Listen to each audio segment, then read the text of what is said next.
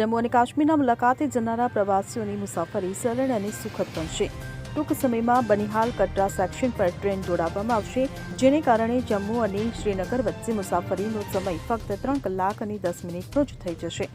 Railway મંત્રાલયે આપેલી માહિતી મુજબ જમ્મુ વિભાગ હેઠળ નવનિર્મિત 111 કિલોમીટર લાંબા બનિહાલ કટરા સેક્શન પર અંતિમ સુરક્ષા નિરીક્ષણ શરૂ થઈ ગયું છે. રેલ મુસાફરોને આ વર્ષના અંત સુધીમાં આ રૂટ પર વિશ્વકક્ષાની મુસાફરીની સુવિધા મળશે, કારણ કે જમ્મુ સ્ટેશનને 8 પ્લેટફોર્મ અને આધુનિક સુવિધાઓથી સજ્જ કરવા માટે રીડેવલપ કરવામાં આવી રહ્યું છે.